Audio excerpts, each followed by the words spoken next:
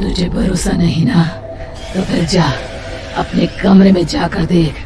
तेरे पलंग के नीचे तुझे तेरी माँ की हड्डियां मिलेंगी। प्रभात दौड़कर अपने कमरे में जाता है और अपने पलंग के नीचे देखता है। वहां पर सचमुच एक कंकाल पड़ा हुआ था और उसके शरीर पर जो कपड़े थे वो प्रभात की माँ के थे। क्या बात है, आज तो आप सुबह से ही बहुत बिजी हैं। ऐसा क्या लिख रहे हैं? बस एक फैमिली की कहानी लिख रहा था। जैसे हमारी फैमिली है ना, तुम, माँ और मैं, लेकिन थोड़े अलग तरीके से। क्योंकि ये कहानी हॉरर है और इसमें जो आदमी है ना, मैंने उसकी बीवी को मार दिया है। मतलब कहानी में ऐसा लिखा है। और जानती हो, उसके बाद जो बीवी है ना, वो एक बुरी आत्मा बन जाती है। क्या बेटा, इस तरह की डरावनी कहानियां क्यों लिखता है तू? जानता है ना, हम जो सोचते हैं, जो लिखते हैं, हमारा दिमाग पूरा दिन वैसा ही होता रहता है। माँ, परेशान होने वाली क्या बात है? राइटर हूँ मैं, मेरा तो काम है कहानियां लिखना। और वैसे भी ये सिर्फ एक कहानी है माँ, कोई सच नहीं है। उसके बाद कुछ दिन बीत जाते हैं। एक रात प्रभात को अपने ऑफिस से लौटने में देरी हो जाती है। रात के लगभग 12 बजे हुए थे। प्रभात जैसे ही अपने घर पहुंचता है, उसने देखा कि उसकी पत्नी दुर्गा डाइनिंग टेबल पर उसका इंतजार कर रही है। आ गए आप? कब से आपका इंतजार कर रही थी। देखिए ना, खाना भी ठंडा हो गया है। अरे दुर्गा, आज तुमने अपने इतने लंबे लंबे बालों को खोलकर क्यों रखा है? तुम तो हमेशा अपने बाल बांध कर रखती हो। वो क्या है ना प्रभात, जब इंसान अपनी जिंदगी से मुक्त हो जाता है ना, तो उसे दूसरे सारे बंधन खोल देने चाहिए। इसलिए मैंने अपने बालों के बंधन भी खोल दिए। ये तुम किस तरह की बातें कर रही हो? तुम ठीक तो हो? मैं बिल्कुल ठीक हूँ प्रभात। अच्छा चलो खाना खाओ। वो क्या है ना दुर्गा, मुझे भूख नहीं है। ऑफिस में कुछ खा लिया था। कोई बात नहीं, मैं तुम्हारे लिए एप्पल काट देती हूँ, एप्पल खा लो। नहीं दुर्गा, मुझे नहीं खाना है, मेरा मन नहीं है यार। तभी अचानक से दुर्गा अपने हाथ में एक बड़ा सा चाकू लेकर प्रभात पर हमला कर देती है। प्रभात अपने आप को बचाने की कोशिश करता है। आज मैं तुझे नहीं छोड़ूंगी, तुझे अपने साथ लेकर जाऊंगी अपनी दुनिया में। ये क्या बोल रही हो तुम? तुम्हारा दिमाग खराब हो गया है। आखिर तुम हो कौन? दुर्गा अपनी गर्दन टेढ़ी करते हुए बोलती है। मैं दुर्गा हूँ, तुम्हारी पत्नी। ध्यान से देखो मेरी आंखों में। प्रभात बुरी तरह से डर जाता है और घबराहट में वो चाकू अपनी पत्नी के पेट में मार देता है।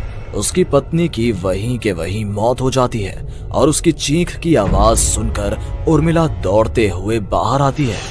ये तूने क्या किया प्रभात? तुमने अपनी पत्नी का खून कर दिया।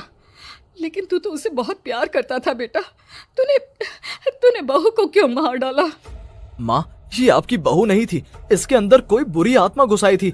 मैं नहीं जानता ये सब कैसे हो गया, लेकिन वो मुझ पर हमला कर रही थी, मुझे मारने की कोशिश कर रही थी। माँ, मैंने कुछ नहीं किया। ये तूने क्या कर दिया बेटा? दुर्गा ने मुझे कहा था कि वो तेरी कहानी के उस कैरेक्टर की तरह एक्टिंग करके तुझे डराने की कोशिश करेगी। अरे वो तो तेरे साथ मजाक कर रही थी। हे भगवान, ये क्या हो गया?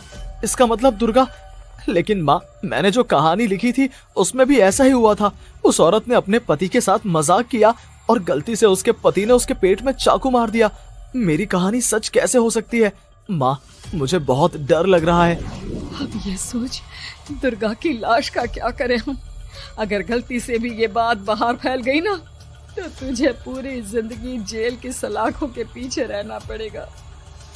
एक काम करते हैं माँ, हम घर के पीछे वाले बगीचे में उसकी लाश को दबा देते हैं। अगर कोई पूछेगा तो कह देंगे कि उर्मिला अपने मायके गई और फिर एक दिन हम भी अचानक यहाँ से कहीं दूर चले जाएंगे। कोई नहीं आएगा हमें पूछने, कोई नहीं आएगा माँ, बाद में जो होगा हम देख लेंगे।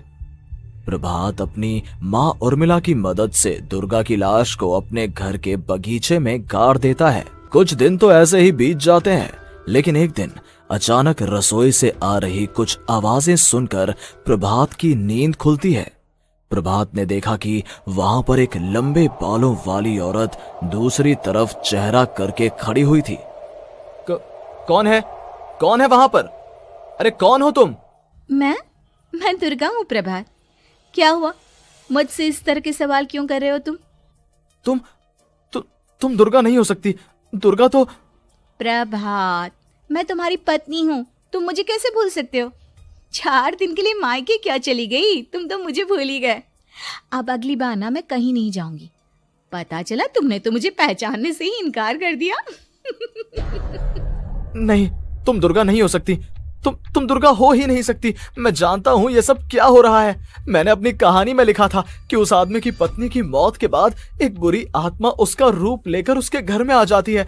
तुम वही हो ना? और अचानक से खूबसूरत दुर्गा का चेहरा काला पड़ जाता है।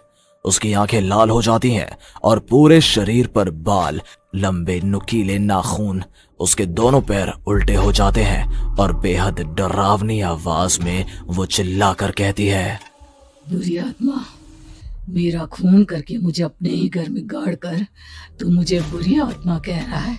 मैं तुझे छोड़ूंगी नहीं। और अचानक से प्रभात के घर में बेहद डरावनी आवाजें गूंजने लगती हैं। घर में चारों तरफ बहुत सारी बुरी आत्माएं नजर आने लगती हैं। प्रभात घबरा कर अपनी माँ को आवाज देता है, माँ कहाँ है आप? जल्दी आइए माँ, देखिए ना ये सब क्या हो रहा है। प्रभात ने देखा कि अचानक से उसकी माँ कमरे से दौड़ कर आती है। क्या हुआ प्रभात? और ये लोग कौन है? इन सब की गर्दन टेढ़ी क्यों है? इनके बाल खुले हुए। हाँ प्रभात, ये सब लोग तो मुझे मरे हुए नजर आ रहे हैं। हाँ माँ, ये सब लोग मरे हुए ही हैं और ये ठीक वैसा ही हो रहा है जैसा मेरी कहानी में हुआ था। लेकिन मेरी कहानी के हिसाब से तो आप भी।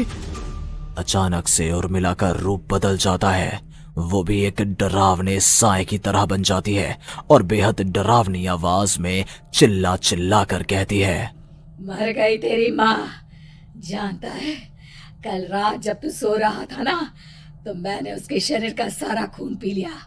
अब बस हड्डियां बची है उसके शरीर में। नहीं, ऐसा नहीं हो सकता, ऐसा बिल्कुल नहीं हो सकता। मेरी माँ नहीं मर सकती।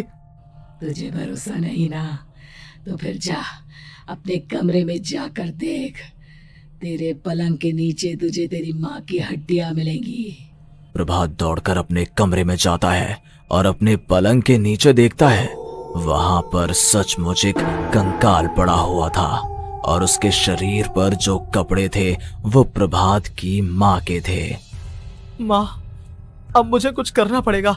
लेकिन मेरी कहानी में लिखा था कि माँ की मौत मेरे हाथों से होगी, पर माँ तो पहले ही मर चुकी है और वो बुरी आत्मा मुझे भी मार देगी। नहीं, इससे पहले कि वो मुझे कुछ करे, मुझे उसका काम खत्म करना होगा। प्रभात अपने हाथ में बड़ा सा चाकू लेकर उस बुरी आत्मा पर हमला कर देता है जिसने प्रभात की माँ का रूप लिया हुआ था, और अगले ही पल वो नीचे गिर जाती है और उसके शरीर से खून बहने लगता है। ऐसा नहीं हो सकता, एक बुरी आत्मा के शरीर में तो खून होता ही नहीं है। तो क्या सच में मैंने अपनी माँ को मार दिया? लेकिन अभी कुछ देर पहले तो फिर वो कंकाल किसका है? और ये कौन है? मैं पागल हो जाऊंगा। और अपनी माँ की लाश, इसका मैं क्या करूं? लोग पूछेंगे तो मैं क्या जवाब दूंगा? तभी वहां पर दुर्गा का रूप लेकर जो आत्मा थी उसने प्रभात से कहा, गाड़ दे अपनी माँ को ले जाकर उसी जगह जहाँ तूने मेरा खून करके मुझे गाड़ दिया था। चला जा। घबराया हुआ प्रभात पागलों की तरह अपनी माँ की लाश को लेकर बगीचे में गाड़ देता है। प्रभात की हालत पागलों जैसी हो जाती है। वो अपने आप को अपने घर में बंद कर लेता है। कहानी के हिसाब से तो आगे ये हुआ था कि कहानी लिखने वाले ने उन बुरी आत्माओं से डरकर आत्महत्या कर ली थी। तो क्या मैं भी मर जाऊंगा? क्या मैं भी आत्महत्या कर लूंगा? एक काम करता हूँ, मैं अपनी कहानी का अंत बदल देता हूँ। हाँ, ये मैंने पहले क्यों नहीं सोचा।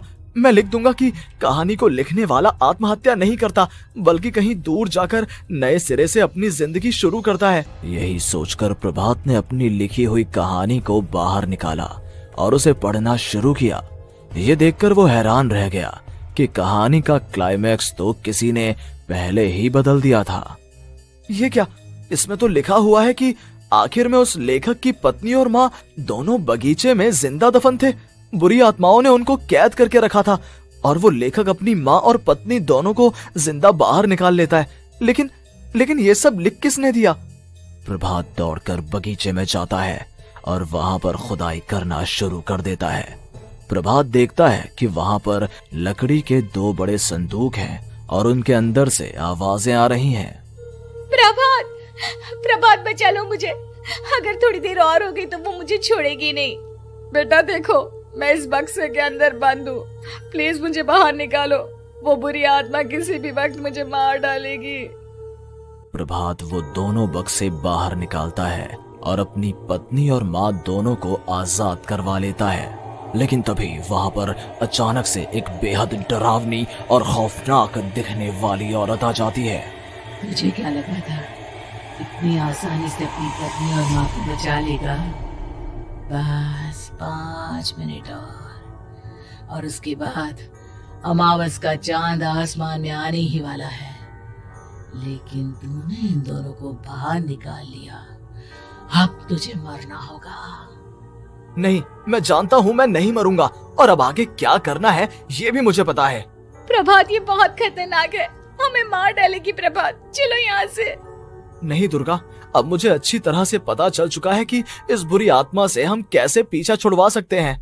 और इतना कहकर प्रभात अपने हाथ में पकड़ी हुई सिंदूर की थैली उस बुरी आत्मा के ऊपर उछाल देता है। कुछ ही देर में वो जमीन पर गिरकर राख में बदल जाती है। ये सब क्या हो रहा था बेटा? ये सब तुम्हारी लिखी हुई इस कहानी की वजह से हुआ है ना?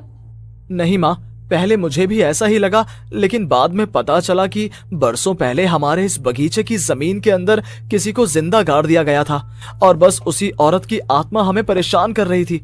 उसी ने मेरे शब्दों में जान डालकर उस कहानी को जिंदा कर दिया था। मुझे माफ कर दो प्रभात, मैंने आपकी कहानी के साथ छेड़छाड़ की थी और उसे बदल दिया था। माफी मांगने की जरूरत नहीं है दुर्गा, तुम्हारे उस बदलाव की वजह से ही आज हम सब जिंदा हैं, क्योंकि आखिर में कहानी में वो हुआ जो तुमने लिखा था।